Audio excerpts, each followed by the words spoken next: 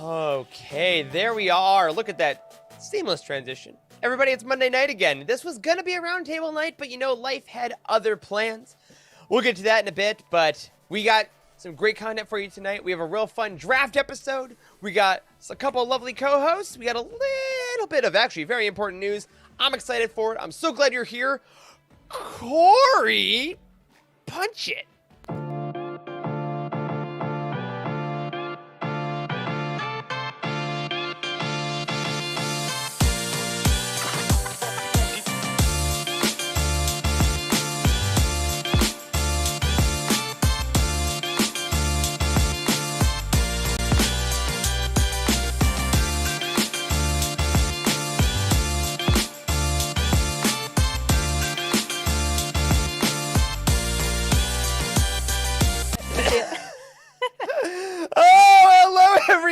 Welcome to the Living Force, a Utini Network podcast all about the High Republic.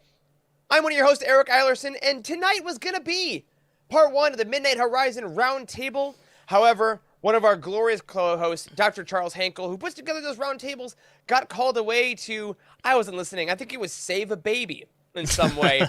But he's doing doctor things tonight, and we can't do a roundtable without our Charles, so that will be next week. Tonight, though, we still have a great show for you, including me, including Dr. Corey, I'll see you in Helton. What's up, buddy? What? That was quite the transition.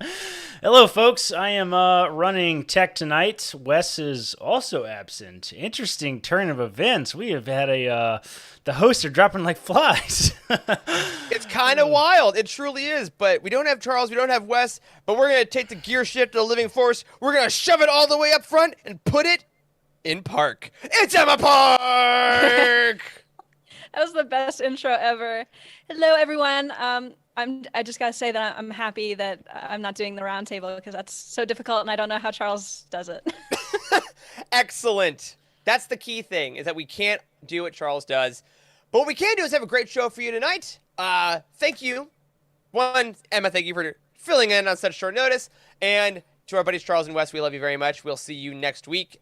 To all of you in the chat, hello. If you're watching us live, we hope you're having a great Monday. Make sure you like the video, subscribe to the channel to make sure you don't miss any Utini goodness. And if you're listening on audio, we love you too. Hope you had a great week. And of course, make sure to subscribe to us on any podcatcher. Go ahead, leave some reviews if you like. Helps people find the show. One other quick shout out I want to say at the top of the show is to our very own Jared over on Legends Look Back. He put out an Essential Legends Collection guide. Right, kind of odd. Over at utini.com. This past week, it was our first guide and kind of our new push of content that actually, Emma, you and I have been putting together. And I thought he did a great job with it. If you are not familiar with the Essential Legends collection, it is all there in the guide at utini.com. If you go to the guide page and you go to Getting Started Guides, there's a really, really beautiful page that says Guide to the Essential Legends collection that was written by Jared with a lovely thumbnail by our very own Steven. Look at this page. Look at that beautiful page that Jared wrote all about the ELC. I'm very happy with this, guys. What do you think? Jared did a great job on this. Honestly, it can be really confusing. Like, they're republishing books that are 20, 30 years old. Like, wow, that's confusing. But yeah, he did a great job, and I'm really excited for this new push of content that Eric and I have been working on planning out. So yeah, it's going to be fun. Absolutely. And yes, everyone, we didn't want you to go a week without remembering that Heir to the Empire is 30 years old, and we are aging. All right, now over to our lovely Patreon community. We want to say a giant thank you to some new I don't know. Whoa, hello. Some patrons. Nude patrons. Nude patrons. Lane Hickerson and Sean Faust, you joined us this week. Thank you. Welcome to the Utini Patreon family. We hope you're enjoying everything, including the Rogue One commentary that has been published in both versions. You can listen to our commentary with the movie in the background, or you can listen to our commentary and watch the movie on your own. We've had a few people already check it out. We hope you are loving it, because we love making it. And we finally did it. Revenge of the Sith is coming soon. We do now, though, have... That grammar was horrendous as it flew out of my mouth. We do now have... currently, Patron of the Week. We haven't had one of those in quite a while. And you know who usually does those? Charles. You know who's not here? Charles. And But Wes. I will do what I can because our patron of the week is here in chat. She is one of the most visible members of our entire community, always has some absolutely incredible thoughts. You know her, you love her. It's Stephanie Mack. So I will do what I can in Charles' stead to read Stephanie's incredible patron message with a little question to us near the end. Stephanie writes, "My name is Stephanie Mack. Great opening. And I'm from the wretched hive of scum and villainy that is the town of Hawkesbury, Ontario, Canada, where everyone either knows a spice dealer or knows someone who knows a spice dealer. Star Wars is one of what I call my legacy fandoms. Basically fandoms that my parents had that they got me into as well. My mother grew up watching the original trilogy in theaters from back when she was 7 years old, and she baptized me into the fandom when I was 3 years old. We had this little ritual where she and my dad would pull the fold-out bed out of our couch and we'd snuggle together under the covers watch a movie. She showed me the OT on VHS this way, and I've been hooked ever since. There was a falling out of the fandom for a while when my mother saw The Phantom Menace. My mother hated the prequels with a passion, especially Jar Jar. A major reason I love the sequel trilogy is because they brought my mother back into the Star Wars fandom and gave me new good memories of watching Star Wars with her. Love it. Okay, yikes. How can you ask me to detail my favorite Star Wars story, but not give me the time to write the novel-length response this question is clearly begging for?" Stephanie, that's a great point. "Trust me, there will be a proper essay after this heavily abridged version. For me, the story that has meant the most to me is the High Republic." What a perfect episode for you, Stephanie. "All of it. From the moment Avar Kriss' voice called out to the leader of Hetzel Prime in his darkest, loneliest, and most desperate moment to tell him that he wasn't alone and that help was coming, and the emotions that I never expected to overwhelm me at that moment, this incredible story arrived right when I feel we all desperately needed it, whether we understood it at the time or not. With its themes of finding ways to stand together even when they are far apart, despite the forces of a numerous and seemingly undefeatable opponent that wants to divide and destroy them.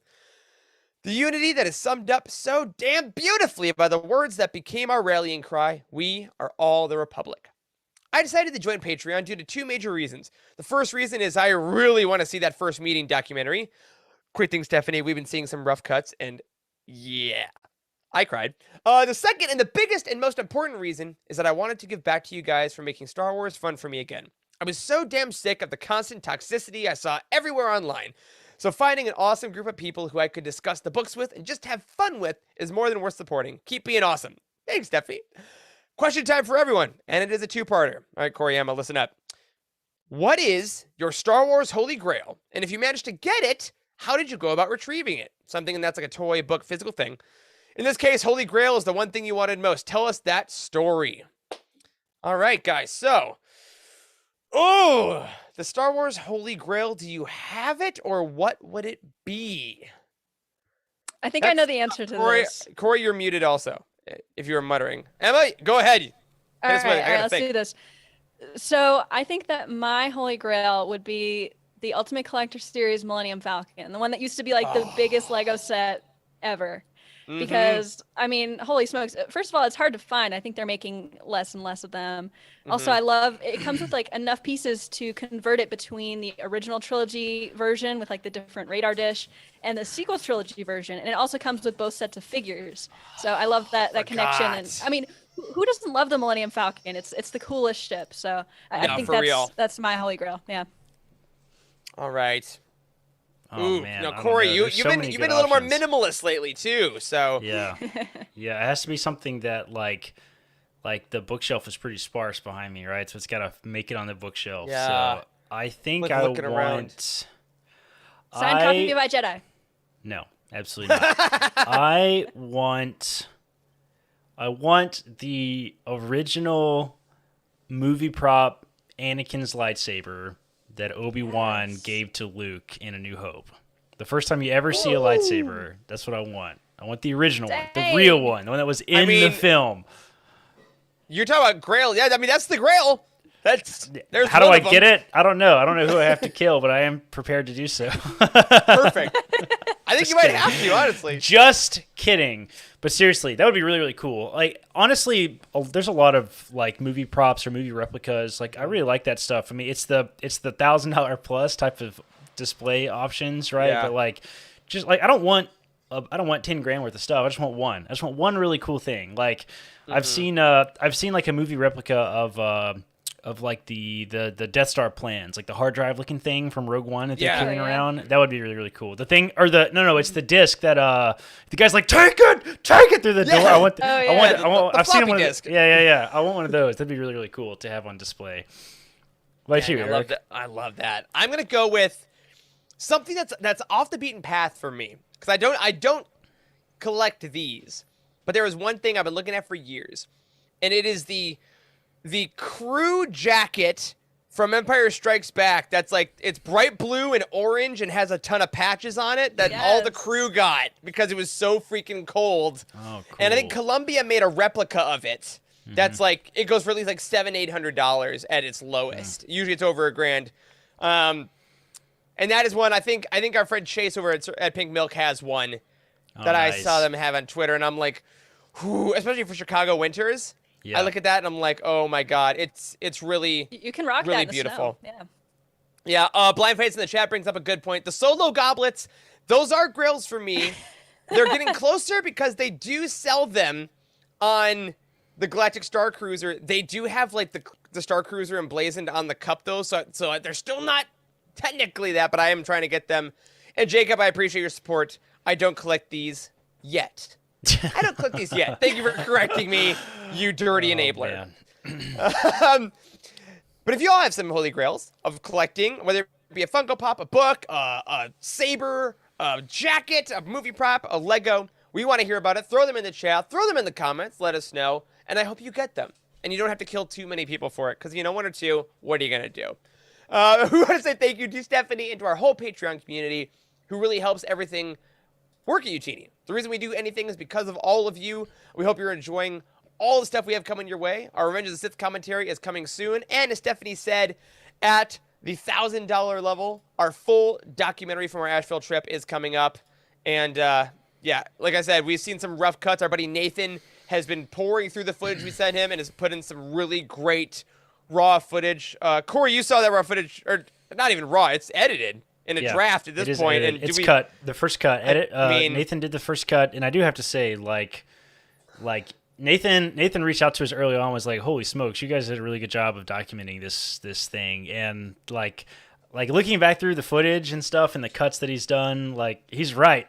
There's a lot of stuff. There is. I mean, we had like 12 hours of footage. I mean, it was crazy. Like we recorded like almost every major conversation and every time that a pizza gets thrown in the oven. Like it's kind of ridiculous how much we recorded, and like there's some pretty moving moments where we sort of come to. Like we're discussing this crazy friggin' thing that like we've all been internet friends all this time. It's wild meeting up in person, and it feels like you just like when you have an old friend and like you just pick up where you left off. That's what it felt like for us, even though we were in person. It's wild, and I don't know. It's a really cool and profound experience because COVID. I think a lot of people have got that right because COVID has made internet friends such a powerful thing. So it's been fun. I'm really really excited to see this final product come about, and like I think personally I'm gonna hold it in a very very special place, and I imagine that I will come back and watch this goofy documentary like probably 1,000 times as the years roll on and stuff. But yeah, I mean, we're making this crazy documentary. If you have no idea what the heck we're talking about, Eric, Charles, Wes, and I, and Tim, we all met up in Asheville, North Carolina back in January, and we're making a documentary out of the experience. The first time any of us had ever met in person after being internet friends for like 3 years. So it was pretty cool. And that is going to be the $1,000 Patreon reward. So we are swiftly approaching that. So whenever we hit that, we will finally release the documentary, which is good because I'm sure Nathan can speak to this. It is taking a very long time to edit because there's just so much footage, and it's going to be fun. I'm really, really excited. Yeah.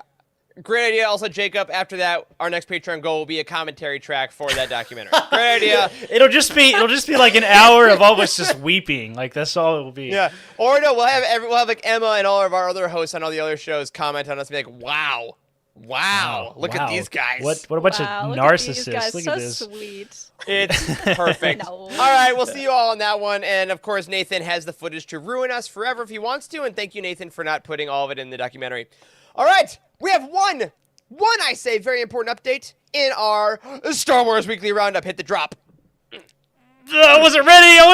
Ah! I wish you. It's the Star Wars Weekly Roundup. God, Wes, never leave again. He knew. He knew. I know. Anyway, folks, only one thing on the Star Wars Weekly Roundup this week, and it is big, and it came this morning.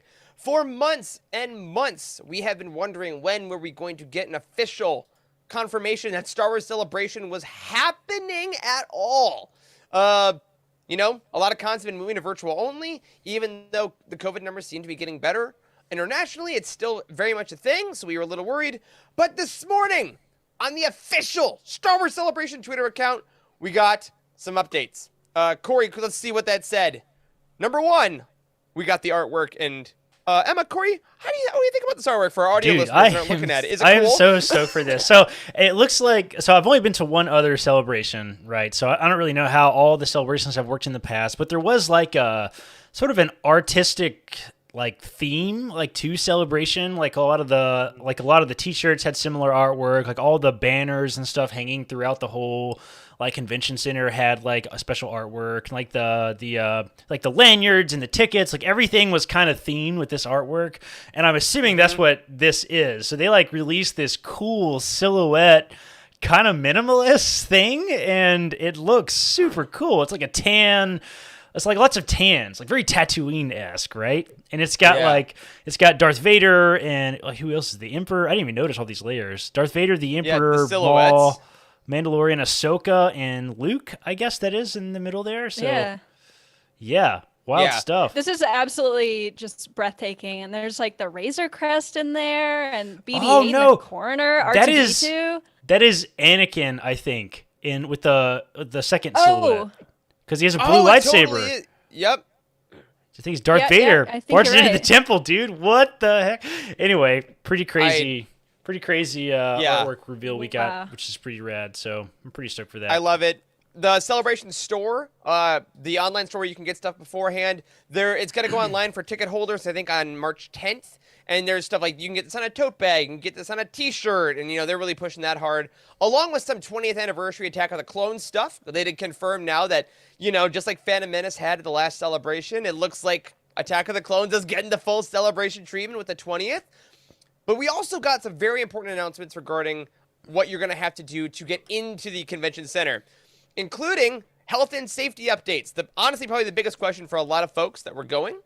And they did confirm here that to go to Star Wars Celebration 2022, every attendee under the age of 5 or over the age of 5 must have an FDA-approved authorized vaccine for COVID. They do not require a booster third shot, but you do need to have either one Johnson & Johnson or 2 Moderna or Pfizer vaccines. They will also require, for the proof of vaccine, it sounds like they're going to use a digital way of verification. I used it for Chicago's C2E2 convention last year. It's super easy, so if you're attending, don't worry about that. If you have someone under 5, you're going to need a proof of a negative test that was performed no more than 1 day before admission. And every attendee will be required to wear an approved face covering at all times at the show. So Star Wars Celebration, we will, or at least those of us that have tickets, will be there. We'll be masked, we'll be vaxxed, and that's official in May. So I guess I want to say, number one, did this surprise you guys that they just said, I know it's 2 months away, but bam, masked and vaxxed. Listen, and vaxxed. I was shocked. Yeah. I mean, I have to say, as a physician, I've pretty much lost all faith in humanity in the last 2 years. In their ability to, care about their fellow man. So honestly, quite frankly, I am shocked. I think they're going to lose a fairly significant amount of, attendance from that, right? In a good way. More Funkos for me, In a good way. Yeah. More Funkos for me! I know. Seriously. I really want to commend Reed Pop for going above and beyond. I mean, Reed Pop kind of has not a great reputation for running conventions, and I thought for sure they would take the easy way out and just be like, whatever, it's fine. Like, anybody can do what they want. So for them to really step up and go through all the extra trouble and money and effort and energy that this is going to take to make sure all this stuff is working correctly before they go in, and have people guarding the doors, making sure people are wearing masks. That's a pretty major undertaking that really changes the dynamic of the whole Star Wars Celebration experience. And to do that is pretty cool, because honestly, that includes a very sensitive population with very sensitive health needs, right? To open the doors for those types of folks, and I want everybody to be able to get this experience. And if you have to put a dang mask on your face, like I have been wearing virtually 24/7, and every other person in the medical community has been wearing 24/7 for the last 2 years, then I'm happy to do it for this thing too. So, if you have a problem with this, get over it. Too bad. The end. I couldn't agree with you more. Couldn't say it any better myself, so I'm not even gonna try. Yeah. Love it. Yeah. Awesome job to Read Pop. Can't wait. We can't wait to see all y'all in a very safe, awesome environment.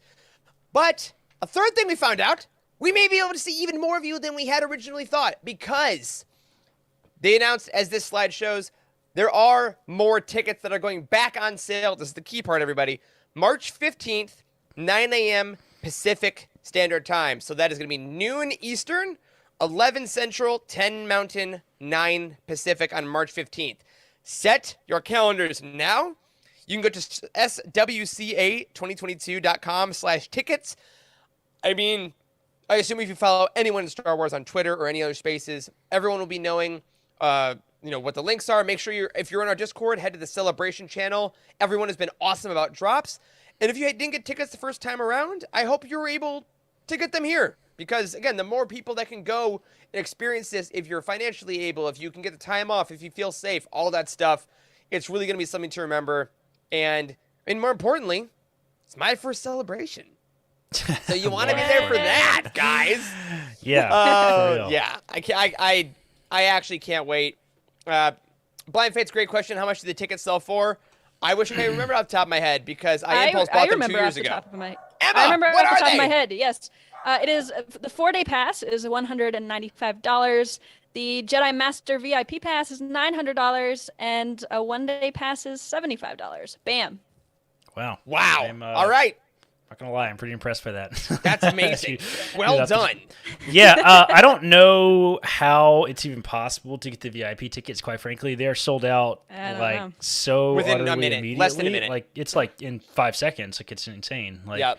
Gotta have the fastest internet in the world. yeah, I will say I did a really sleazy thing when I was at Celebration, and I kind of snuck my way into one of the VIP lines one time. But all the people that were in the line were like, "Hey, you don't belong here," so I had to leave. But And you know what? You didn't.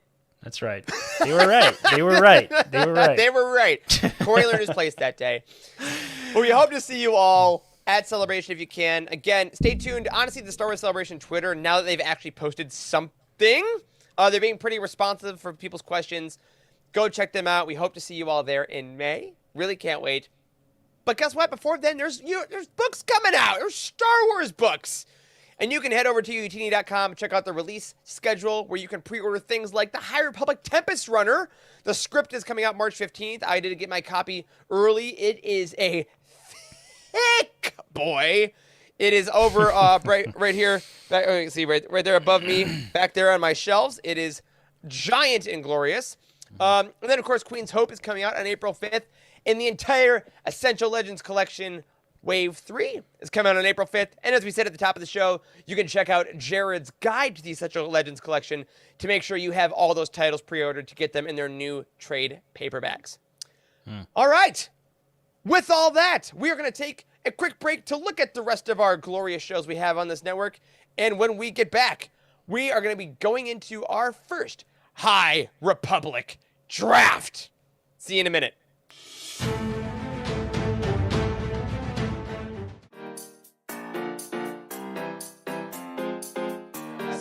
It's the best back cover since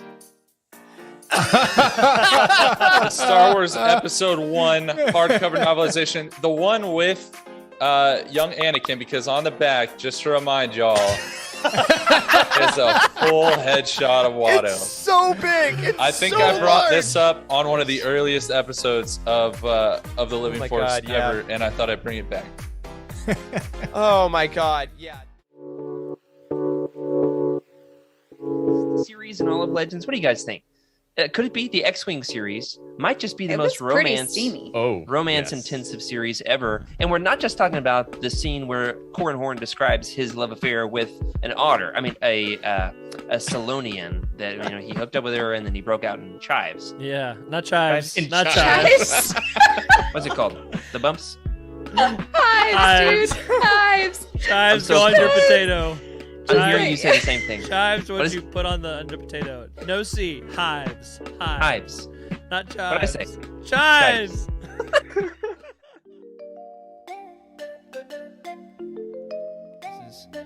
It's not a very common story to approach. Yeah, again, drawing the complex family tree of Django to clone identical son to clone all identical millions of sons, but they're a generation older. So then the son is kind of all Django's equal, but then Boba is a generation younger. But then that clone son is Boba's age. But then is Boba his dad or his nephew or his uncle or his cousin? It's like.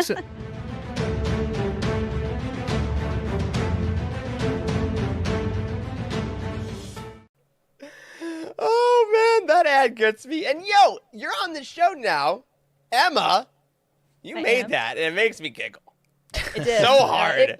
It made me giggle too. Like I was cracking myself up when I was making it. It was. I immediately messaged Corey and I was like, Corey, I think this is my best work yet, and I think it was. Oh, it was. It absolutely was.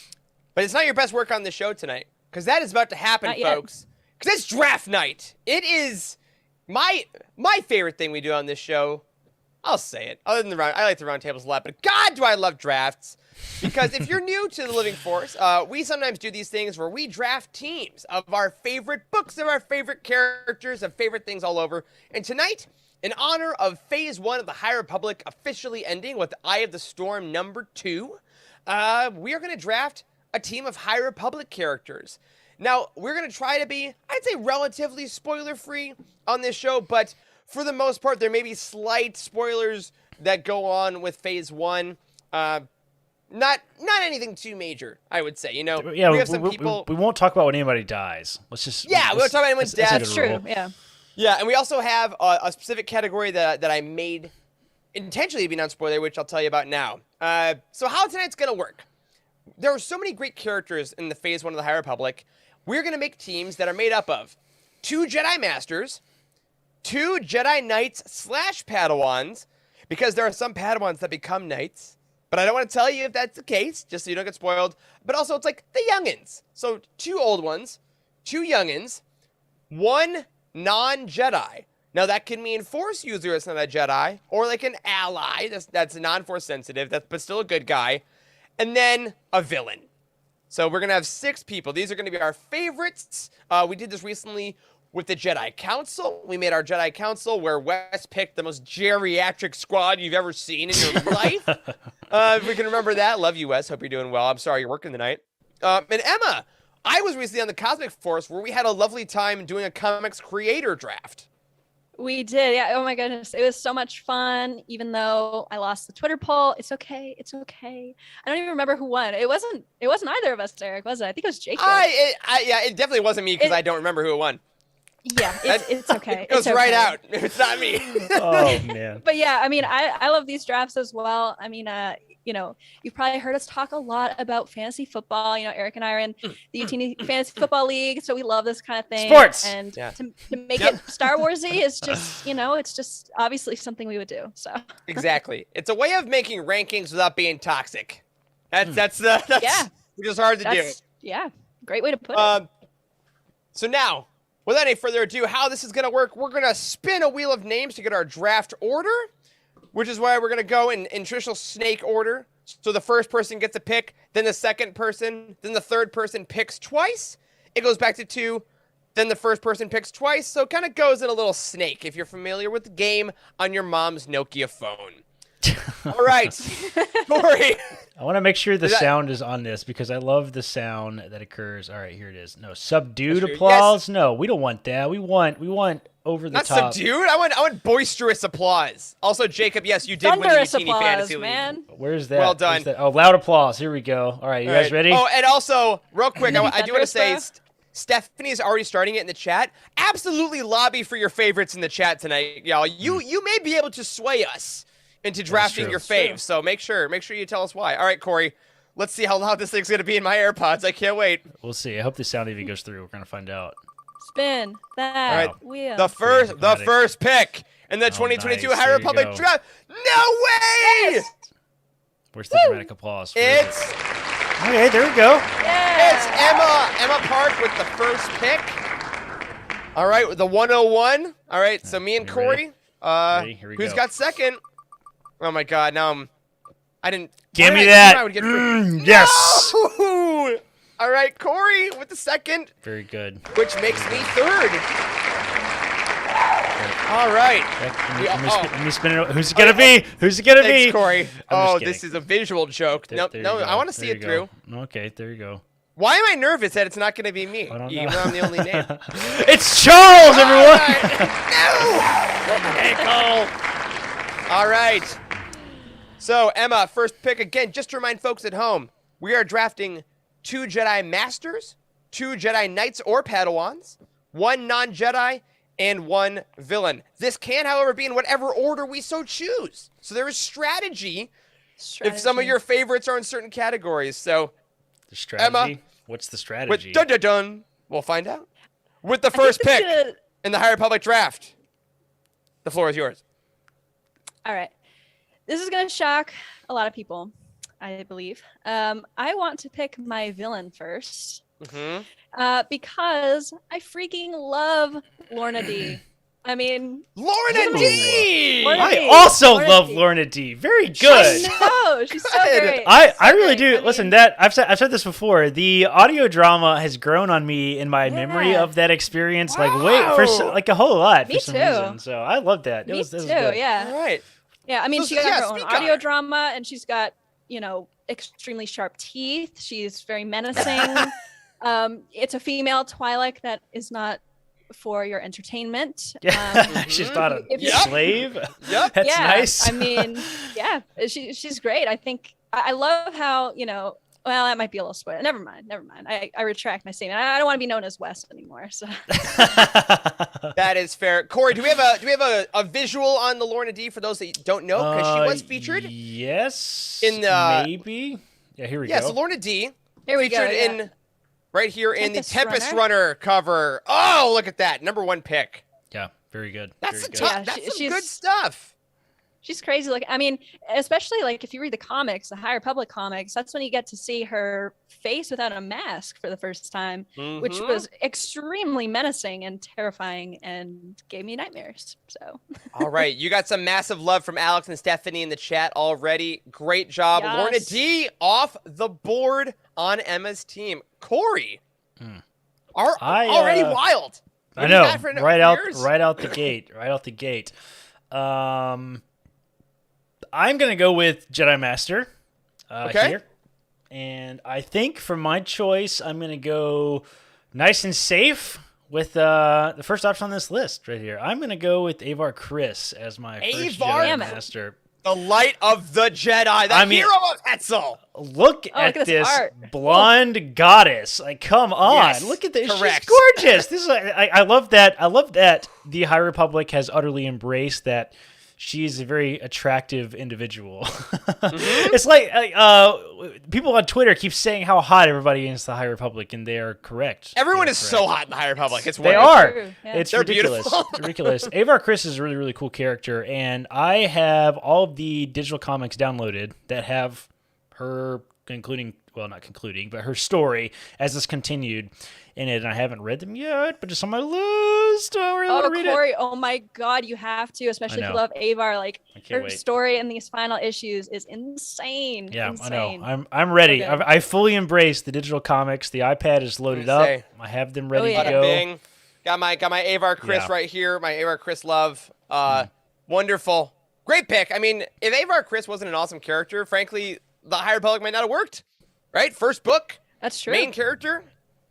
Yeah. Oh, her, God. Her And Song of the also Force she- business is just one of the coolest, most clever Yeah. creations, I think, in all Star Wars literature, and I really love that.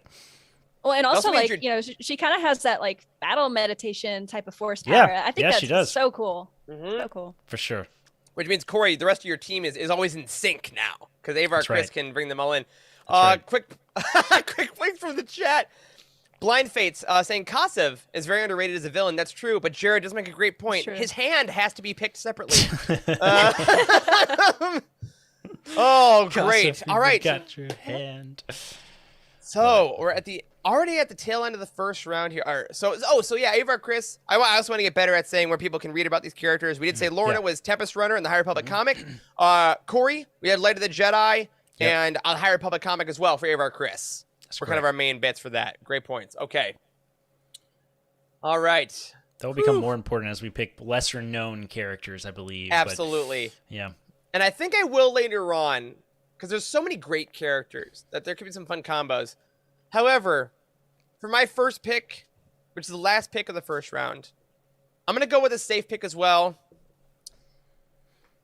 And there's really only one person Oh, No. man. that I could choose to be my villain. And it's Markion Rowe, everyone. Come on, what are we doing here? Markion Absolutely. The freaking Aaron Donald of the draft, I will say, for my football fans. Markion Rowe. I will still say probably the greatest. Speaking of hot people, my good golly goodness, look at that man. One of the best villain introductions ever in Light of the Jedi, I think. Agreed. Eye of the Storm has been phenomenal to get his backstory, but just the psychotic journey of him through Light of the Jedi to Rising Storm to Fallen Star, even though he's less featured in Fallen Star, you see him so just he's disgusting. He's disgusting, but Really also is. so villainous. And I think one of the most weirdly three-dimensional villains we've gotten in a while. And Caleb, before I want to hear Corey and Emma what you guys think about Markion as well. I am, yes, Caleb, a Markion ho. Proudly wearing those colors. Oh, man. Listen, Markion Rowe is, he reminds me, because he's not human, right? Or is he? He is not human. In Eye of the Storm, alright. we do get his species. I hesitated. Yes, he's not human. Humanoid. He reminds me, he is humanoid in all of his hot pictures. He looks very human. But he reminds me of, oh man, what's his name from Solo? The near human or whatever. The villain. What's the guy's name? Oh my god. Yeah, Dryden Voss. Dryden Voss. Yes, Jesus. One of, I can't remember hot that. take. One of my other favorite villains in all of Star Wars. No lie. Yes. Love him. Yes. Like they're very not a similar hot take. in a lot of ways. That's a good That's take. cool. Yeah. Yeah. Good character. Yeah, Mark Henry's a good character. I think he's super interesting because he's one of the few characters in the High Republic that you can honestly see his fingerprints on literally everything. And I think that is so unique and so cool. And I think it's rare for people to attach to a villain as quickly as people did to Markion Rowe. And I think that's super cool, just really unique. Yeah. So I mean, love it. his Good pick. fingerprints are on literally everything from Starlight Beacon to Senator Starros. His fingers are everywhere. Anyway, my Eric, next stop pick. My next pick is also going to be pretty obvious. I'll promise you I'll get a little more clear in the next one, but I don't trust either one of you. There's 4 picks until my next one. And I would be just so remiss if, let's see, as Alexander said in the chat, I would be so remiss if I didn't make this pick for one of my Jedi Masters. I've never felt as connected to a character as quickly in my life. It is absolutely Light of the Jedi's star, Loden Greatstorm. The Twi'lek master himself, the man who asks his Padawan if it's time to get into a little bit of trouble, and the character that went on such a journey, and as shown in this picture, the man who I have commissioned literal artwork from Missouri Art. Shout out. That's why I use this official photo. This is the art I commissioned of him from Light of the Jedi, and he's just, to me, I think the epitome of what a good, wise, yet battle-ready Jedi Master should be. I am really shocked that he did not make it into the top characters of the year last year. I was utterly shocked, but he was not in the top 3. He was number 4 actually on the list. Yeah. But I cannot basically believe in 2 books. Yes, he was such a good character, man. I loved him. I honestly think he's my favorite singular character from all of all of the High Republic initiative. Really do. And Yeah. we got so little of him. Like, that's why he was so good. Yeah. They killed him so fast. All right, I said I wasn't going to say that, but that's happened very early in the High Republic. So It's like you know almost a that year already. ago. Yeah, it was a very long And I time will ago. say, Jared, you did call me out already that my team would not get along with Loden and Markion, are my top two. So they're not hanging out. I'll say. That's true, but hi, Morden. Hey, Morden. Yeah, join the I mean, draft. Hey, buddy. I think Morden likes your pick. I think he does. I think Loden and Martian would definitely not get along together. But speaking about Loden in general, I think that honestly he's made such a big impact on everybody because he was taken away from us so quickly. Like he was always promised to be like, I feel like when they were promoting the High Republic before it even released anything, it was all about like this Twilight Jedi Master with a yellow lightsaber, and everybody was so interested in him. And then, bam, he took him away real quick, and then all of a sudden you knew that nobody was safe. And Yeah. I think also, I mean, when you look at Bel Zettifar, like, you know, he's obviously left a huge imprint on him and has influenced the way that he has acted throughout the entirety of the era. So he's definitely made a bigger impact than you might see on the surface. Great point. And shout out to Justin and Jacob in the chat who just mentioned that if you do want more Loden, obviously we get Light of the Jedi, Rising Storm, but the High Republic Annual, the High Republic Adventures Annual, rather, all of the authors got to write a short story in it. It's a really wonderful kind of unique project. And Charles Soule did write a, like, the best times version of Loden and Bell on a mission as Master and Apprentice. So if you haven't picked that up and you want more Loden and Bell specifically, because, come on, you're a human with a pulse and love in your heart, definitely go check out the High Republic Adventures Annual #1. And if you need more Loden, I mean, don't we all? Yes. So that's my round in the corner pick. Corey, we are back to you in the middle of the second round. You started off very strong with Avar Chris. Who's next? Listen, I am shocked that this is even possible, but I think it would be remiss of me to separate the lovely couple. God dang it! I am choosing Elzar Mann, or as I like to This is call my him, Tom sacrifice. Hanks, because this image is 100% Tom Hanks in Saving Private Ryan, and you cannot convince me otherwise. Look at this dude's face. This artwork is 100% Tom Hanks, but Elzar Mann is my second choice. God dang it! He's You know, such a good character. listen. I did not. I have a confession to make, guys. I have a confession to make. This is a safe space. I did not love Elzar Mann when he had his epic moment, when he rode the dragon. I was like, this character is overrated. I don't really care about him. This is kind of goofy and dumb. But then they got into all his sultry relationship with the beautiful, angelic Avar Chris. And now I'm like, wait, I hold want on. the love story between Elzar Mann and Avar Chris in a full novel, rated R. I want one of those Fabio books where he's like shirtless with his long Oh my hair god, and like that's the alternate cover that you have to pay $50 for. 100%. Corey, I bet you I can would find pay. that on the internet somewhere. My cheeks are getting flushed already thinking about it, man. Gosh, Jared, Yeah. you say my team is a little fiery. I got nothing on Corey's right now. My goodness. Yeah, Oh, listen, God, it's the I right really, pick. we really don't know how this whole High Republic thing is going to circle back around in the next 5 years, right? We really have no idea. We know we're going back in time for the next phase. We don't know what the following phase is going to be. I mean, they brought in, I shouldn't say that. They are changing things, whereas it makes it seem like we're going to get some origin story stuff maybe in the next phase, and then my feeling is that we're going to swing back around. Surely we did not develop all this stuff to not swing back around on. And I really hope we get more of this sort of like struggle with the dark side that Elzar Mann has and this relationship he has with Avar Chris. And like, is that like it was sort of implied in the Fallen Star that like maybe they're going to bond over this shared trauma experience, right? So I don't know. You ever man. seen your ex after a really traumatic experience y'all went through, and you're both like, "I'm a little vulnerable right now, aren't you? What could possibly happen? I don't know. See you in a year." Exactly. Dang. Yeah.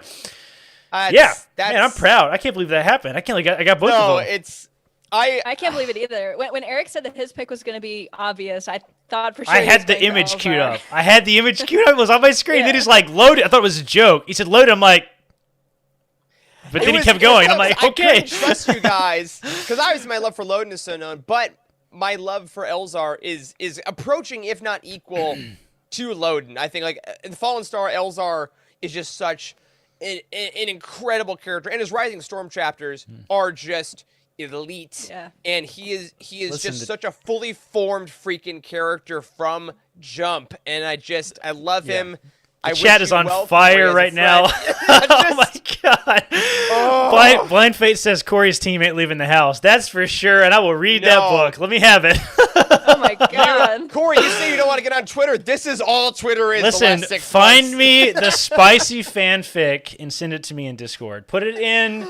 we have a fan fiction channel in Discord. I think I saw it this Yeah, week. yeah, I didn't even know so. that existed as CEO of UTD, but we But have y'all that. put it in there. Put it in High Republic. DM Corey specifically. Tweet at Living Force. Give us your spicy Firebrand fanfics. Corey wants them. And you know what? Actually, no. I Wait till the end of read this a episode. really dirty Star Wars fanfic one time just out of curiosity. I was like, what is this thing all about? And I saw it. It was in my Twitter feed, like just randomly. And I'm like, what is this? And I clicked on it and I'm like, I couldn't stop reading. I'm not going to lie. It was spicy. I'm just like, bro, the fan fiction community is weird, dude.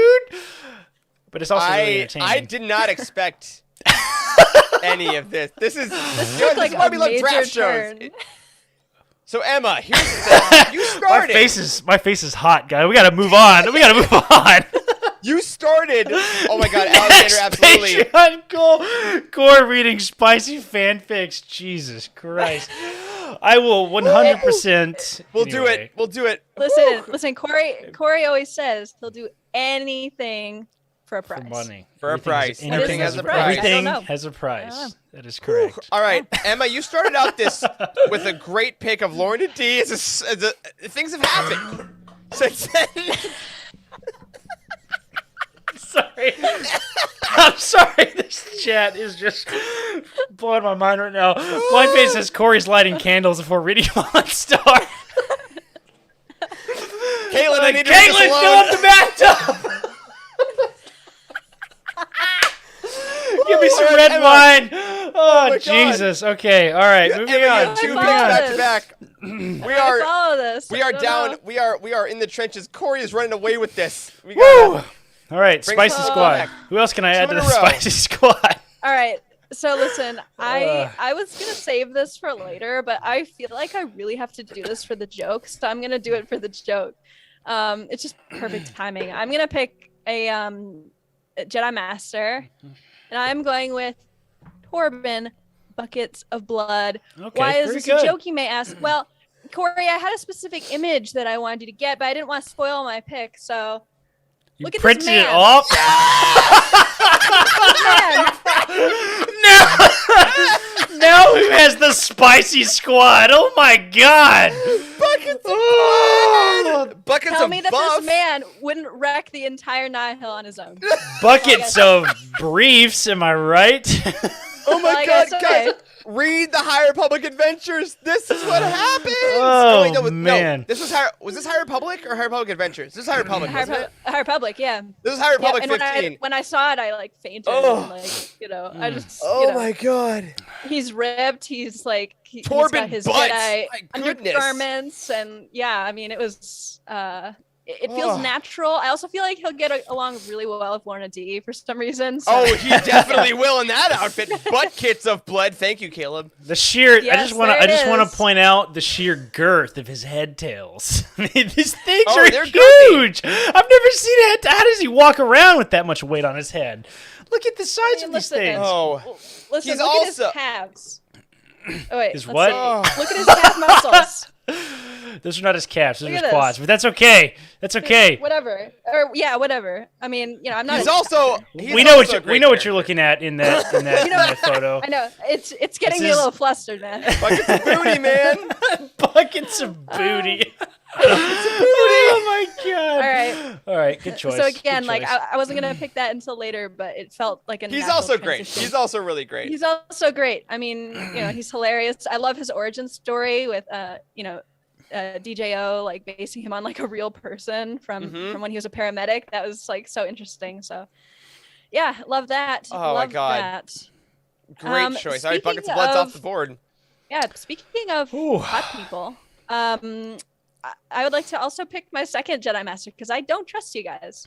And I'm picking Jedi Master Stellan Gios. Okay, all right, yep. Yeah, All yeah, three of it's them just- had to be gone pretty soon. Yeah, it just makes sense. I have loved him for I mean, look at this art. First of all, holy smokes!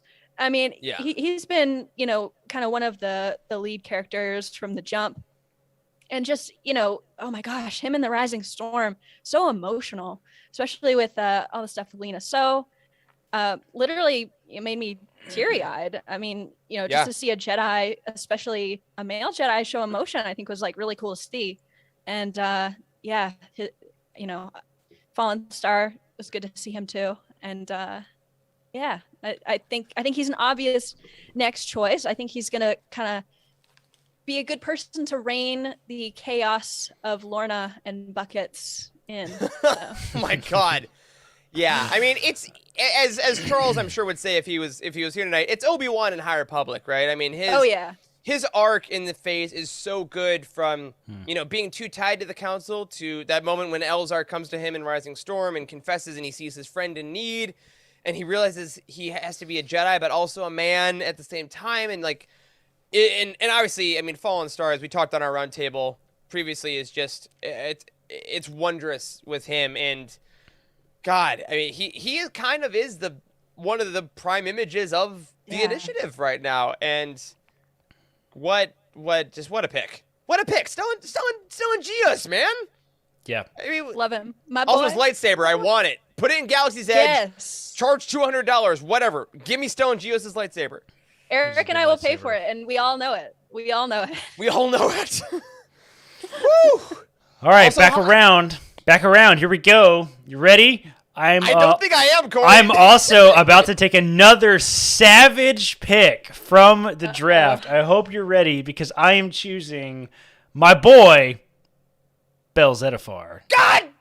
That's a Listen, pick, man. Corey. Listen, man. I am like That's all the about good this pick. draft business. Bel Because you also Zettifar. get Ember with that pick. That is correct. Bel Zettifar not has fair. a dog. He has a pupper.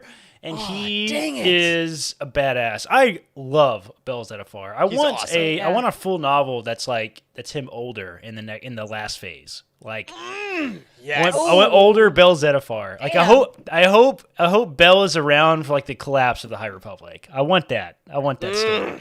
Yeah. Well, I don't want that for his soul. Like, I mean, he's too much. He's too lovely to do. I know. Can the boy take any more trauma? I don't know. Find out on the last is phase. he immune to trauma now? Is he like, oh, what do you got? Like, how many masters are gone? How many know. people have I seen die right in front of me? Oh, my best friend might be dead. Who's to say? Like, just Listen. So, gosh. I'm gonna say it right now. A lot of people know this about me. I love watching Dr. Phil. Right. So, I was watching. Where's this going? I promise this connects. I promise this connects. I was watching Dr. Phil the other day, and the episode was titled "The Boy That Feels No Pain," and I was like, Oh Bel my Zettifar? god. Bel Zettifar is on Zettifar. Dr. Phil? Oh, Like, It's gotta be whoa, now. This is wild. Yeah. So, Dang. my heart breaks for him. Seriously, he know. deserves all the best. And I mean, does. if he didn't have a good pupper, what would his life be like? I just don't know. Terrible. I don't know. Yeah. Wow. Thank goodness All for right. dogs, right? Good pick. Right now, I have got a strong team, guys. We'll see God, where it Avar goes. Chris, Elzar Man, and Bel Zettifar. That is Yes. okay. Very good. This is where my strategy comes in. Because now I have 2 picks. You both have both your Jedi Masters done. So I do not have to pick a master right now. Yeah, that's true. So what I'm gonna do, I'm gonna take a little detour. I'm gonna pick both my Jedi Knights / Padawans. I'm so scared. I'm so scared right now. Yeah, you should be. One of them, I know who you want, Emma. I'm probably not gonna take your number 1. Okay. Probably not, knowing you. I've edited your work. I know who you like. But what I'm gonna do, I'm gonna take the it's tough. Okay.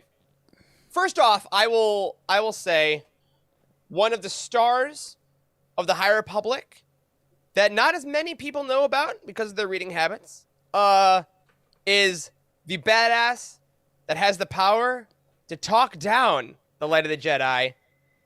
Created by Kevin Scott, it's Keith Trennis. Keith Trennis, yes! Keith Trennis, star of the High Republic comic. One of the most interesting, awesome Jedi. I mean, look at this shot. Look at this she's so amazing badass. I absolutely love Keith Trennis. Yeah, she's a good especially knowing that she may be going towards the Master Trennis of the Lost 20 has always been a fascinating thing of her back. But to watch her throughout Phase 1 deal with her Master Skier, dealing with Force issues, dealing with her place as wanting to be a Jedi Knight, and what is she doing? Believing in the light of the Jedi, going undercover with the Naya, fighting the Drengir. Like, all these things that Keeve goes through are so intense. And she is just such a very real... She also swears a ton, which is great. Someone on Twitter, I forgot your username, I'm so sorry. But they found out that in Phase 1, I think Keeve swore 34 times. And her favorite word is criff. Or criffing. So we love a foul mouth. That's very good. But yeah, if you've obviously read any kind of High Republic comic, Keeve has been there from issue 1, and her evolution throughout the phase and the stuff that she has to go through, all the way up to standing up against Avar when she goes through some really tough stuff in the later issues, is really, really, really wonderful. And obviously, Emma, you know more than, well, frankly, more than us, having gone through so much of the comic over on the Cosmic Force. Yeah, I mean, following her story weekly since its inception. Oh my God, it's been a roller coaster. It kind of reminds me a little bit of Ahsoka's arc in that we get to follow her from like this very sort of like juvenile phase up to when she's sort of learning how to, you know, come into her own and be confident in her choices. And oh God, I love a story like that. There's something just so interesting about it. And of course, you know, knowing that in Dooku Jedi Lost, there was a Jedi Master Keith Trennis of the Lost 20, like Eric said, I mean, that's the thread that I keep following. And I think, you know, he knows. They keep playing us like, you know, keep making us think that she's going to fall and then wait, she's not. And yeah, I mean, oh, she's such a cool character. I mean, double-bladed green lightsaber. She's got awesome hair. Yeah. Yeah. Hair is on point so cool. throughout. On point. Yeah, she's such a badass. Love it. Love it. Awesome. All right, so yeah, last pick of the second round, easy Keith Trennis. Now the second one, I'm going to keep Jedi Knight Padawan. And this is a character that I really liked when I met them, but as time has gone on, they've really risen because I think they've gotten another full story. This is a Daniel Jose Older character that he wrote, one of his favorites. From issue 1 of High Republic Adventures, it is the one, the only Lula Telisola from the High Republic Adventures. That is also a good pick, darn it. Jeez Louise. So Lula is a freaking phenomenal character. It's this Harvey Tolobal art showing her love of being a Jedi is so clear, but also she respects the intensity of what it costs her. Her character is all about wanting to be the best. She is the straight A student. She is the person where being the best at everything has always meant so much. But then she meets Zine, and then she kind of does more adventures with her friends as the phase goes on, and she learns so much about what it actually means to be a Jedi. And if you've read all the High Republic Adventures, even if you haven't, I highly recommend picking them up now that that issue or that volume is kind of completed. Her evolution is so good and so strong and wonderful. And even her parts of Midnight Horizon, she's not in the book a ton. But when she is, she's these really epic moments. And I just think she's, one, a really freaking great Jedi, but also a Jedi unlike anyone I'd ever met before. And the more I read of Lula, I was just like, yo, if I open a door and the freaking Lula Telisola and Keith Trennis are popping out to, like, be amazing, I mean, what more do you want? Yeah, absolutely love Lula. Happy to have her on my team to round out my Padawans. Eric, these are just these 2 picks in a row. Oh my God, you're killing me. Like these that are was such that good was the picks. goal. These are seriously such good picks. I mean, something about Lula got me so interested. And I remember like the High Republic Adventures and the High Republic comics, they both started at the same time. And Yep. I remember feeling at the beginning like much more interested. I mean, not much. I was obviously interested in both, but for some reason I was drawn more towards the High Republic Adventures. And I honestly think it was because of Lula. Real talk, Such yeah. an amazing character, and especially her relationship with her friends, trying to balance like how much friendship is too much connection. Bam. Oh my gosh, that cover too. Oh my goodness, so good. Look at The cover High for Republic, the annual cover. volume 2. Yep. Yeah, so good. Yeah, no, again, she's another character like Kiev that we get to follow from like a young age. I would say that she's definitely started out more mature than Kiev, I would say for sure. A little bit But less fiery. Yeah, it's just less fiery for sure. Yeah, she's more laid back, kind of has more respect for the rules and stuff, but it's been interesting to see her struggle with like, can I break these rules? How far will these Yeah. rules bend before they break? I love that stuff. Yeah, and if you want the end of a really great arc and a really great love story in the High Republic, the last issue of High Republic Adventures is just really Yes. hits beautifully hard. I do hope that they release the entire run in like an omnibus eventually, because I these agree. trade Yeah, paperbacks, for those that'll of you who be don't good. know, are they're smaller because they're the IDW ones compared to the Marvel ones. Like it's a much smaller page, which is odd. So I hope that eventually we get it all in. But yeah, Luatelli Sola and Keith Trennis are all being mentored on my team by Loden Greatstorm, and that's where I will start the 4th round. Corey, it's back to you, buddy, with freaking your really lame team of Afar, Chris, Elzar Man, and Bel Zettifar. Listen, another strong pick. You guys have just left this. I need a sports. They write analogy. too many good ones. Is the problem? Your left field is just totally wide open. I don't know. That's a sport, right? You did great, Corey. I'm proud of you. Thanks, Dad. Anyway, have a I catch. have another strong pick. I'm gonna stick with my God, I'm so theme of pairs, of couples, with none other than my boy Buryaga. That's a good pick. Nice. My The second. Wookiee. That's right. My second Jedi Knights / Padawan, best friend of Bel Zettifar. One of the most interesting Wookiees I think we've ever seen in Star Wars. The fact that he's a Jedi is really, really cool. And he's also like the most lovable character, I feel like, in all of the High Republic. I mean, Yeah. I mean, you can't not doesn't? love him. He's just cuddly and nice and lovable and good character. Good character. Yeah. I love that they made the cutest character, like the most adorable character in the High Republic, also extremely empathetic. That was such a good character. Yeah. Yeah. Like Yeah. the fact that he freaks out, and the whole reason that they saved that ship in Light of the Jedi is because he's so empathetic and he feels the suffering of people so intensely.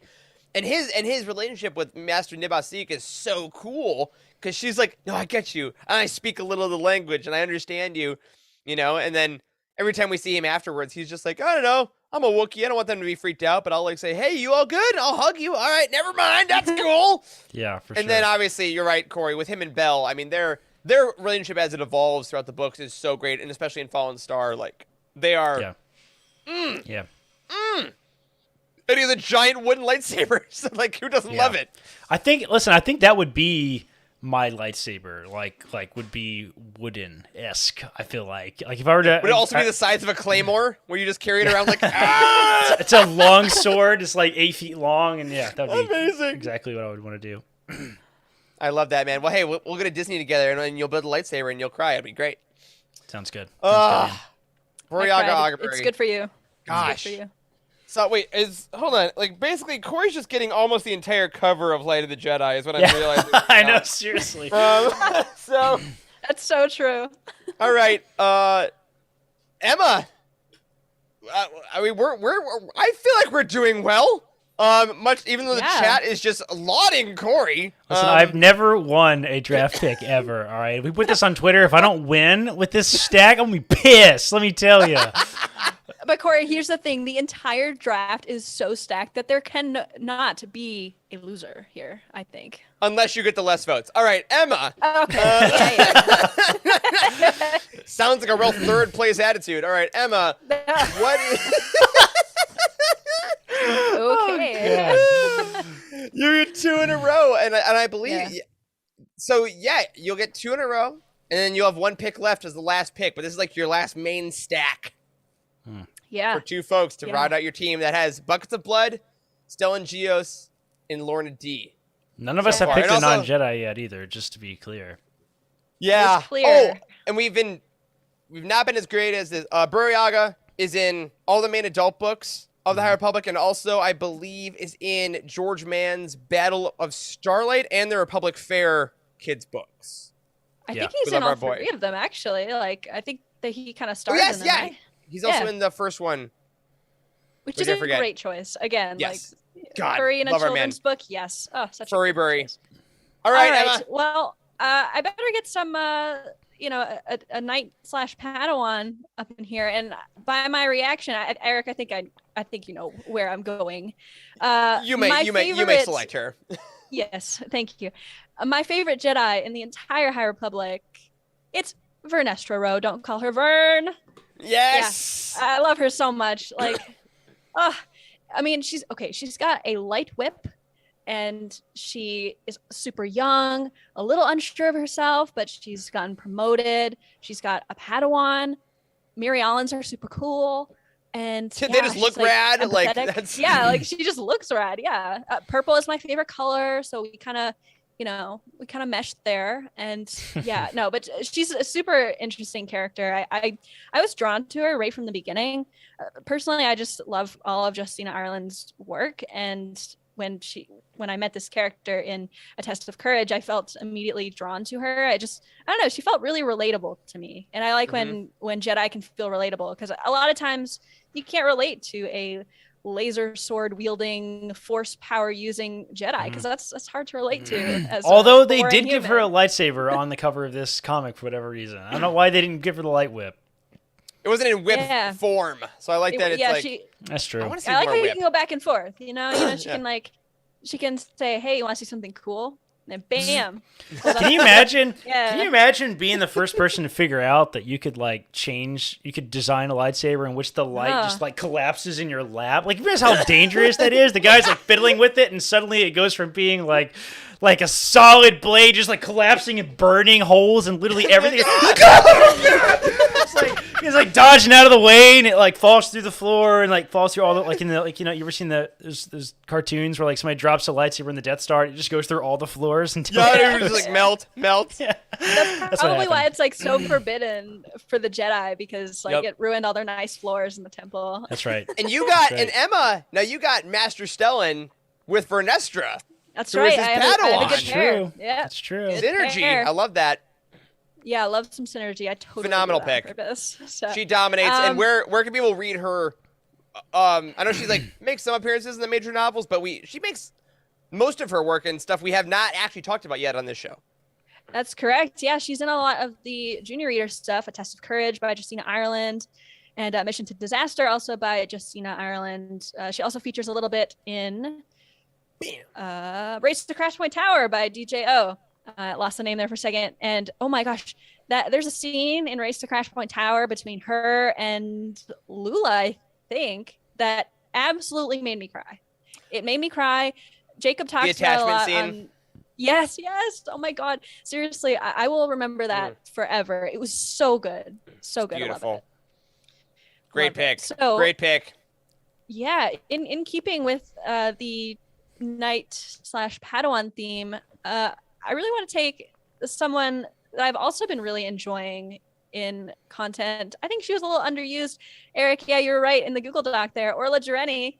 Yes, Yeah, we'll take her. super Jedi interesting Wayseeker. character. God, she's Jedi cool. Wayseeker that I always say is a wayfinder because the Rise of Skywalker. But Yes, yeah, right? she it's interesting. The first concept art that we got from the High Republic had this female looking type of humanoid that had totally white skin and white lightsabers, and that's one of the only designs that we've actually seen make it through. And I think that's super great. I love that she is a mentor to Elzar. I think Yes. her perspectives on the Force and on life in general are super interesting, because she doesn't necessarily think inside the boundaries of what the Jedi teach. She kind of finds a way to make the Jedi teachings more relatable. And I think that's really important, especially Yeah. for people like Elzar. I also love that she's like, That's F the rules. F all this. Yeah. F you, Master Jedi Council. F everything. I'm going to do my own thing. I love that. Yeah, but I she also did it love that without she's- completely leaving the Jedi, which is super unique. Yeah, like that's I'm cool. in the Jedi. I'm still like an honored member of it, which is like, hey, the Jedi had kept this order, maybe would have fixed a lot of stuff later on. And yeah, she's also just a consummate, amazing badass. Like, hold on, we got our. Speaking of things where you can read her, we meet her in Into the Dark by Claudia Gray, but she also makes an appearance in The High Republic Volume 2 with Karen Scott. Yes. And I love that this lightsaber design has the Jedi Temple Guard / dark gray double Yeah. saber thing that can Yes, flip the out. hinge. Yeah. Hinge, Love, yes. love a hinge design, yeah. Love So a good, hinge so good. design, yeah. She's so wonderful. And I agree that her stuff with Elzar in the beginning of Fallen Star, where they're on that meditation planet, is so great because she's like, I'm a great teacher. I'm also just gonna rib you a little bit. Like, I'm not afraid to Yeah. make fun of you. Which makes her just Yeah. a really great character. I think she provides a great reminder that you don't have to be 100% serious all the time to be a Jedi.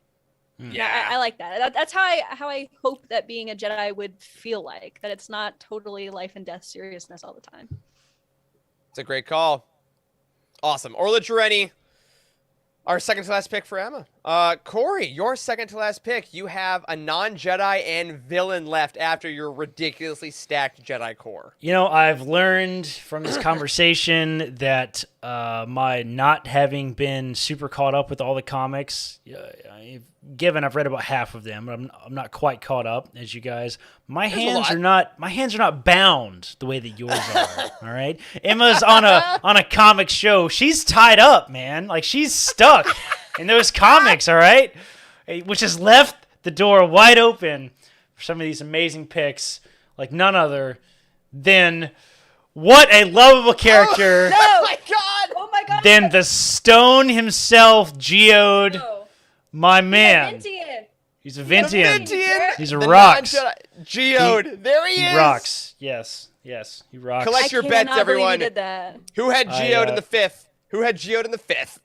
Geode, man. Geode. Listen, I hated Geode early on. I was in the camp. I'm sorry to Same, say. honestly. I was Same, in the I'll say camp. I was like on Family Guy, if you've ever watched any Family Guy, they do this thing. I was talking about this last night, and I'm like, I really don't enjoy Family Guy. I love Futurama. You guys have heard me say that all the time. I just don't love Family Guy. And one thing that they do a whole lot in Family Guy is they tell a bad joke, and they know it's a bad joke, but they want to sell it anyway, so they tell it 10 more times in the same episode.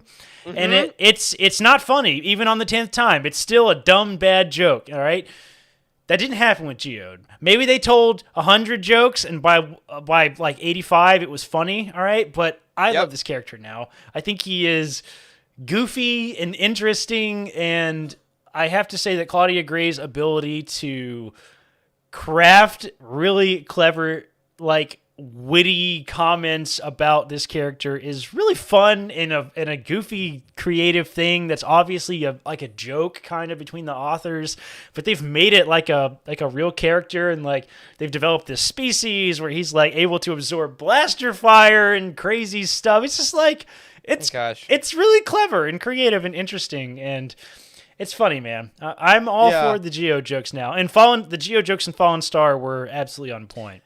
He was actually, that's where I first enjoyed him fully, was in Fallen Star. But also, Corey, if you can give me the camera for a second, I'm pulling out my High Republic Adventures Volume 2 here.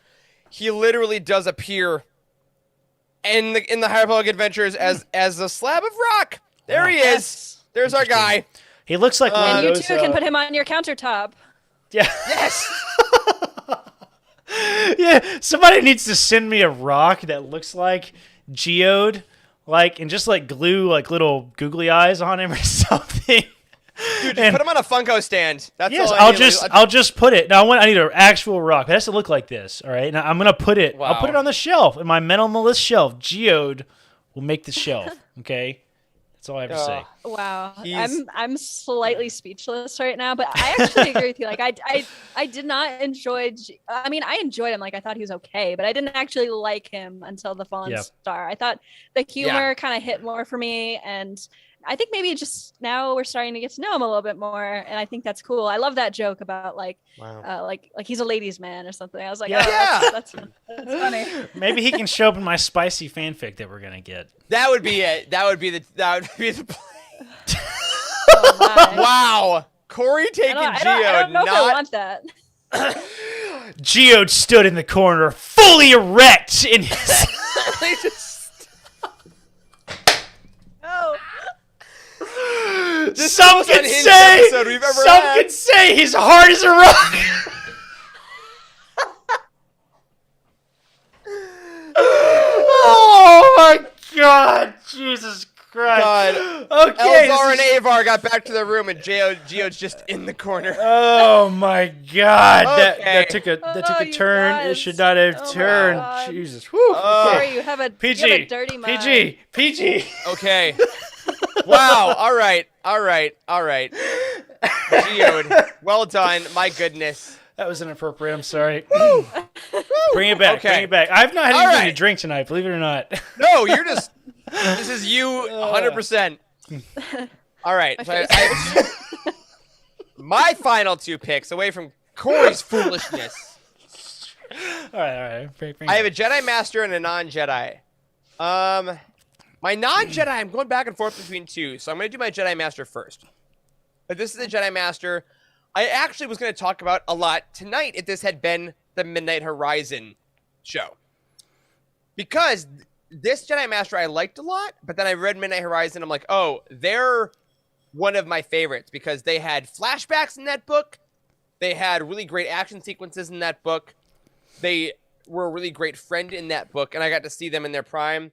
And that is Jedi Master Kentum Sai. Canton Sai. All right, good choice. Kentum Sai.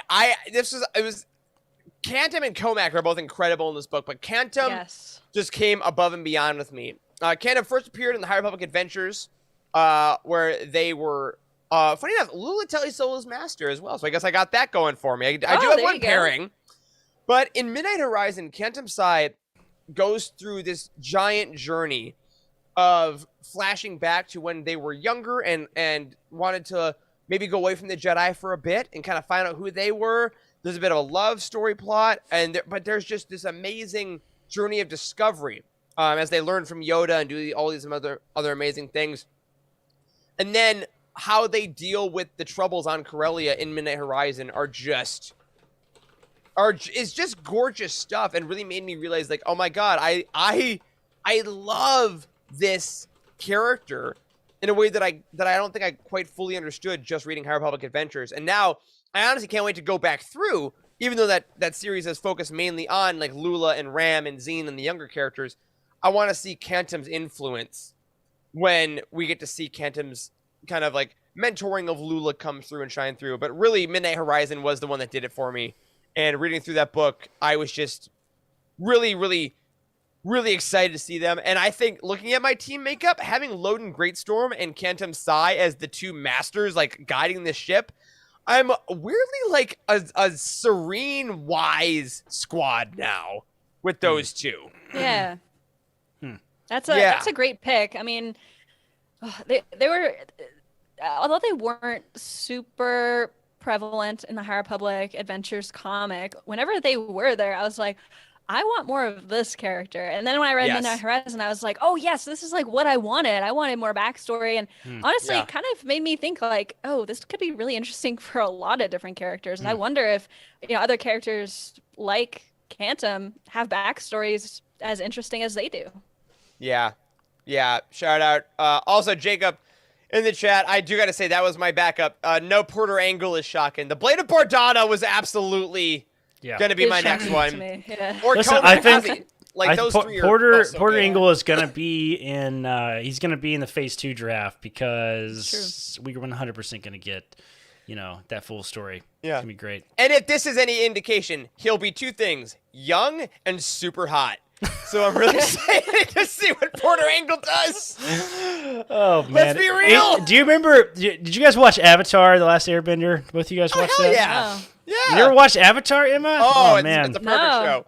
All right, well, Eric, you'll appreciate this. Emma. Okay, Blind Fate's easy. Porter's gonna come in hard. Phase 2. Come on.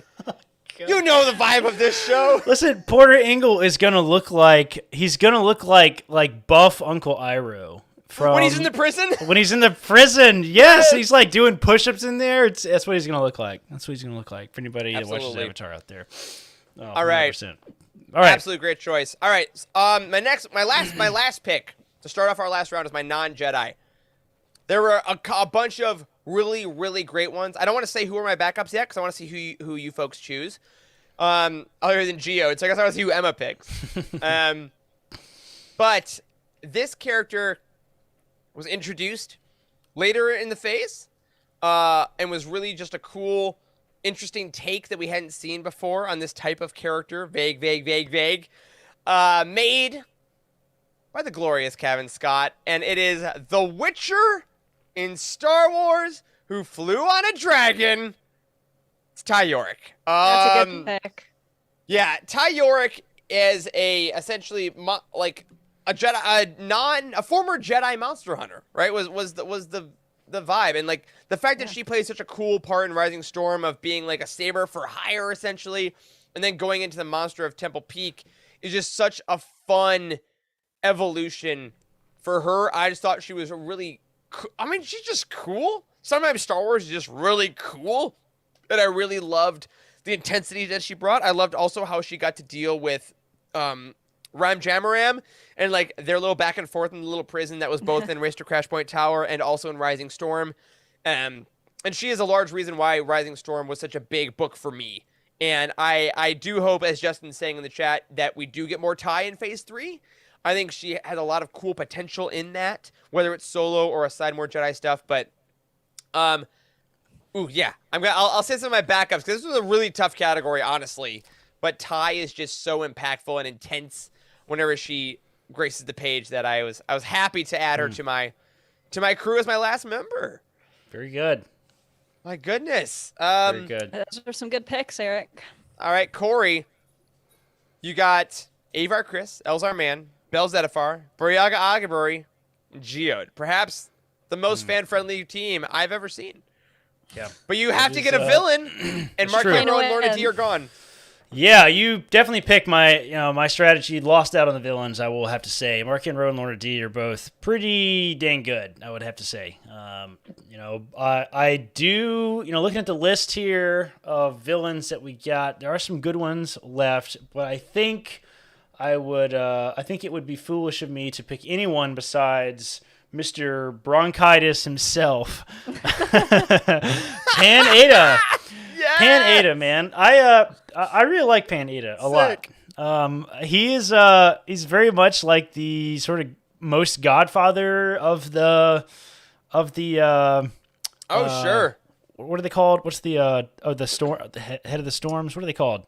The Tempest Runner. The Tempest Runners. Good Lord, the name of the book, for crying out loud.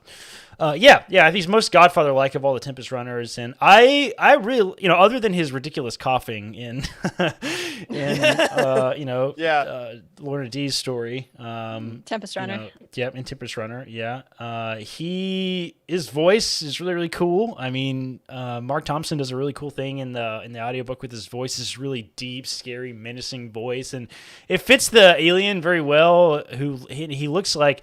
I didn't actually realize that he was this type of alien. Now I'm remembering you guys telling me about this back when we talked about Tempest Runner, Eric. But he's the same alien that's in like The Force Awakens, like in Maz's. Sitting on that giant chair in Maz. I know that alien's name.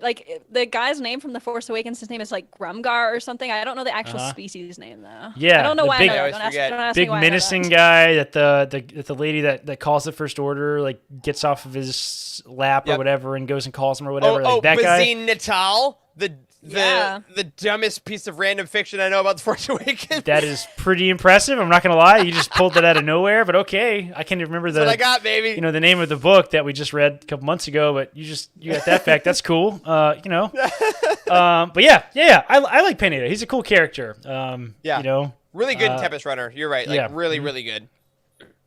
Yeah. Dang. Big fan.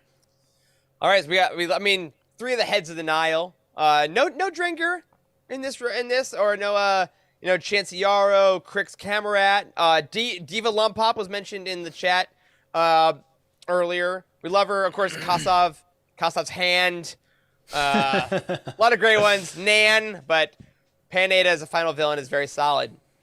Emma, bring us home with a final pick, which is your non-Jedi. Yeah, I'm not gonna lie. Shouldn't have left this one for last because this is a really hard category. It's really hard. It is really hard. There's a lot of good ones, but you know. All right, I'm gonna tell you one that's not in this category, but is on our list, and I'm gonna make an argument for it. Okay. Okay. So Zine Marala is on the list of Padawans. I would argue that Because she's a Padawan? She's not a Padawan though. She's like, remember they're like, oh, you can go home whenever you want. Blah blah blah. Chat, what do you think? Chat, is Zine a Padawan or a non-Jedi? Is she just hanging out with the Jedi, or are you guys gonna give this one to me? Doesn't she carry a lightsaber and use the Force? I mean, that She pretty doesn't much. have a lightsaber. She uses a blaster. But she is brought in by the Jedi. She's not. Wow, all the chat's saying non-Jedi. Thank you, chat. I think I actually think I agree with the chat here. I didn't realize that she didn't carry a lightsaber. I just finished. I just finished Midnight Horizon, right? And now that I'm thinking about it, I'm like, Yeah. I think I imagined her with the lightsaber the whole time. Now I'm thinking about it. No, she definitely didn't have a lightsaber in that whole book. Yeah. Now I'm pissed. I should have put Zine on my team instead of Ty. I totally I was would've. kind of waiting. I was kind of waiting for you to do that, but like, I mean, so first of all, Zine is a great character. Zine's awesome. She's so interesting to me. Like, Yeah. she feels so at home with her found family, and obviously we can all relate to that so much. And I love it. And you know, her relationship with Lula is also so great. Yeah, here's her picture. She's carrying her little like blaster thing, and just the fact that the Jedi let her just hang out while she's kind of in a rough spot is just so lovely. Love it. Emma, Yeah. will you entertain a trade of Ty Yorick for Zine Marala? Because I was not aware she was not Jedi. You don't have to. But if that's where it's going, I'm offering it on draft day trade. Would you like Ty Yorick to keep Zine? Does it happen? Is feel that a like thing that would make in sports? It is the thing. It is the thing. I feel like that would make your team stronger and not do anything for my team. So I think I'm gonna keep Oh her. wow! Okay, so Ouch. that's not even passion. That's statistics. No, Zine's amazing. Zine is amazing. No, yeah, I love Zine. Basically, all of the main comic characters are so well fleshed out, and I think it's. I mean, I talk about this all the time on the Cosmic Force. I truly think it's just the nature of the medium that we get to flesh out these characters in an incredibly interesting way. And yeah, they have less to say because there's less room to say it, so you have to make it meaningful. Yeah. Yeah. Yep. I will say now, Zine is absolutely the right choice. I almost did Lena So. It was another one I was like, I That's a good really choice. love Chancellor Lena So. Yeah. Good leader. So for she the was team. almost there. But that's a very, very, very solid pick, Emma. And Thank you. honestly, before we get to our recap of our choices, which I honestly, easily the most stacked draft we've ever done. Yeah, Like, each team is very, very good. I did get a transmission on the HoloNet. I got Slack messages. I'm not gonna do that. For Charles and Wes, we're not here tonight, but they do love doing our drafts. So I thought I would reveal Charles and Wes's choices. Now these weren't drafted, so they might be a little more weighted, right? Because they didn't have to deal with who was gone. But I thought it'd be fun if we and you in the chat could end the show by live reacting to their choices before we remind you of ours. So, first up, Dr. Charles Henkel picks 2 Jedi Masters with explanations. First off, Estella Maru, who was not chosen by us. Not chosen. Okay. From the High Republic comics. I still Charles have the says images Estella- too. I can throw them up on the screen. Oh, please do. Charles says he's Estella super cool. Maru has access to all the information you could possibly want and can handle running an entire state-of-the-art space station, let alone a team. Also, he looks badass, and I love him. Very much love. Solid points.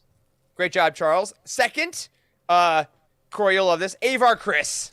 Avar Chris. He very says, how can I not choose someone who can link the entire team to the Force and be such a recognizable, loyalty-inspiring figure? Not to mention one of the most powerful women we've gotten in Star Wars history. Preach. Absolutely true. Although I have to say, I'm absolutely shocked he did not pick Stellan Gios. Shocked. Life makes no sense anymore. I can completely agree.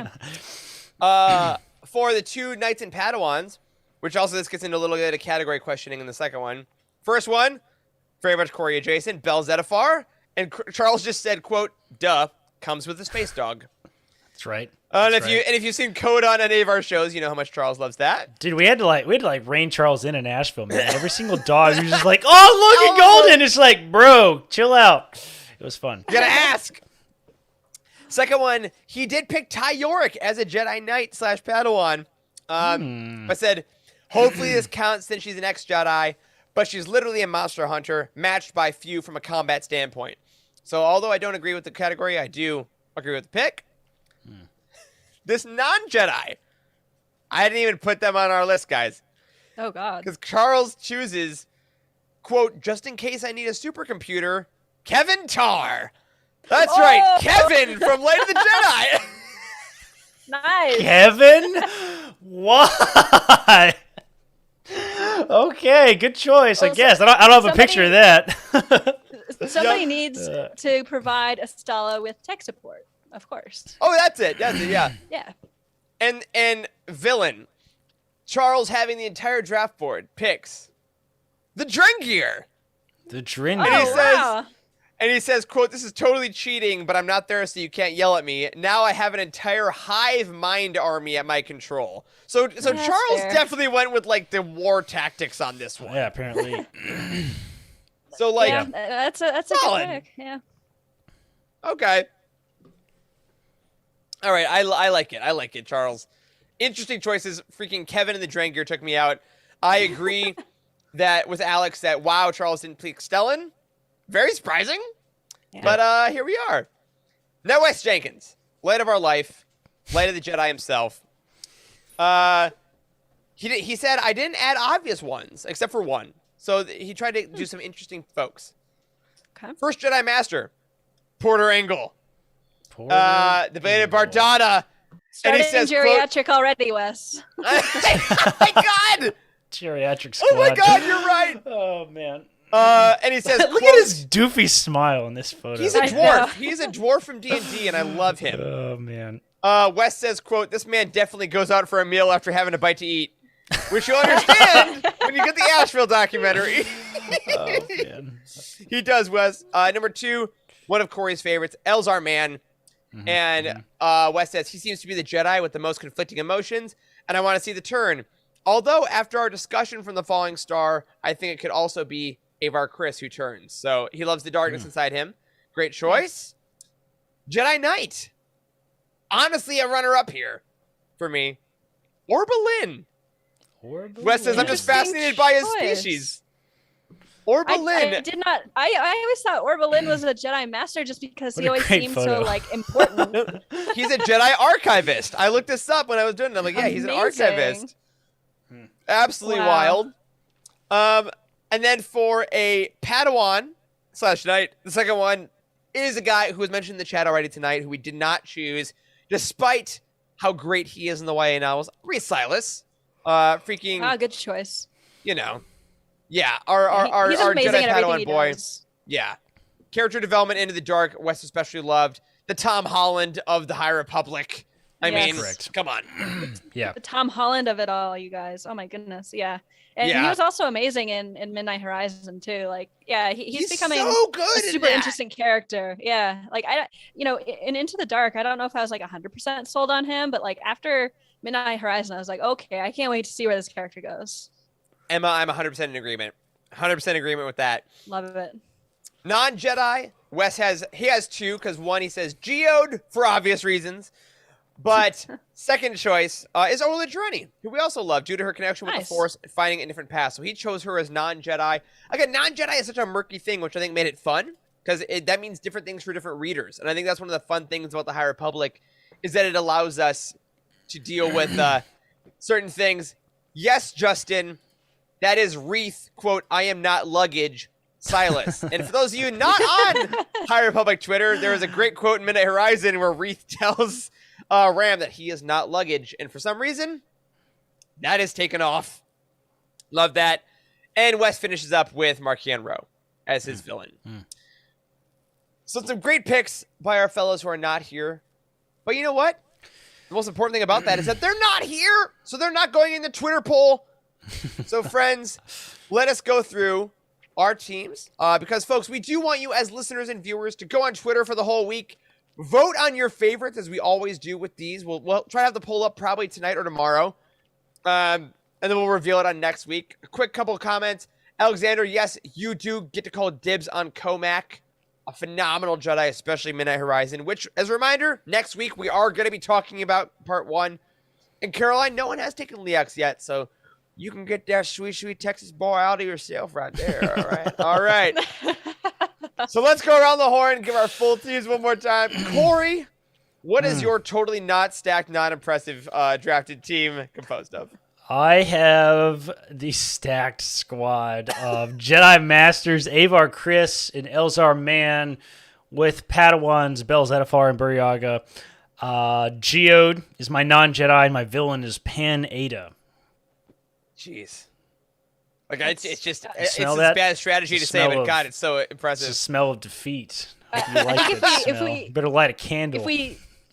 If we didn't know otherwise, I would have thought that you had the number one pick all the way through. Well, you know what? I'm gonna activate High Republic Adventures Twitter. I'm gonna try to key into that because I have my Jedi Masters, Loden Greatstorm and Cantum Sai. My Jedi Knight Padawans of Keeve Trennis and Lula Talisola.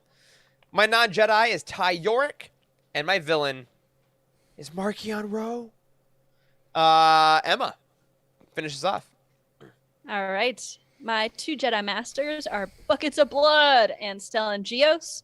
My Jedi Knights are Vernestra Rowe and Orla Jareni. My non-Jedi is Zine Morala, and my villain is Lorna D. Oh man, legit 3 great teams, which I think as we are kind of in the shadow of the end of phase 1, really shows just how strong this initiative has been, because like all of these characters can handle so much. They've been in a ton of different mediums, a ton of different story styles, and they're all so interesting. And guys, we're gonna get mostly all new ones for phase 2 starting in October, and it's wild to think that this is what crazy they to did think in a about. year. You know? Yeah, Yeah, it's crazy. It's absolutely insane. I still can't believe that this is a little over a year old. That's just wild. Yeah. Crazy.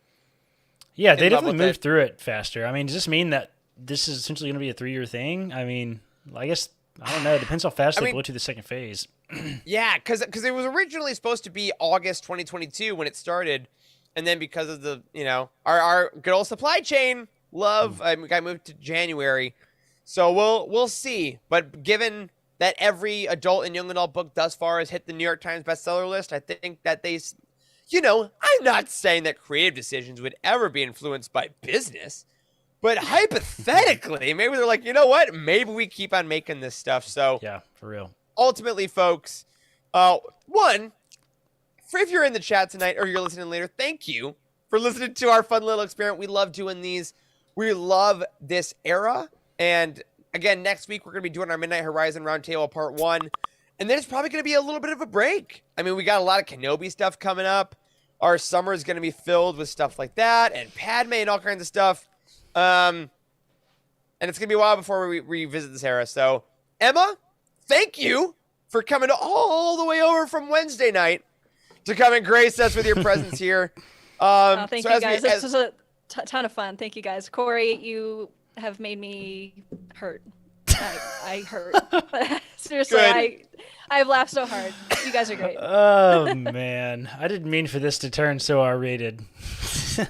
Oh no! Oh, this is not R-rated. That fan fiction that people are going to send you on Twitter and Discord absolutely Oh will my be god! though. What is R-rated? What is R-rated is that cut that Jacob did for us this week of the highlight reel yeah. from Patreon ads. from the Patreon. Woof, man, I've forgotten about that. So we're gonna post that soon. We will. And again, to all of you, if you haven't read any of these books, we hope we gave you a lot more reading material. If you haven't dived into some of the novels, some of the comics in the High Republic, it's a great time to catch up in the next couple months with all these amazing characters. Keep your eye out. Vote for your favorite team. We can't wait to see it. We'll see you next week for the part 1 of Midnight Horizon, back with Charles and Wes. But for now, that'll do it for this week's episode of The Living Force. If you support us on Patreon, thank you so much for all your help and everything that Yoshini does. Enjoy that Rogue One commentary. Revenge of the Sith is coming soon. A special thank you to OK Endar, Brian Dooley, Earl Q, Patrick Ortiz, and Carl Sander on our Jedi High Council, and Matt Billington, Elizabeth Cloutier, Freddie C, and Sally and Chris Eilerson on our Alliance High Command. You can find us on Twitter. I'm at Eric Eilerson. Corey is at Dak Star Wars MD. Charles, when he's here, is at C. Hankel. And Wes, when he's here, is at Boss Wes. And Emma is at Irma Jedi 26. I think that's correct. Correct. A special thank you to Matt Davenport, our amazing editor, Ryan, our graphic designer extraordinaire, and tonight, Corey, our producer. Thank you to Corey and Emma for podcasting with me tonight. Thanks to all of you in the chat, all of you listening for hanging out. And as always, may the Force be with you.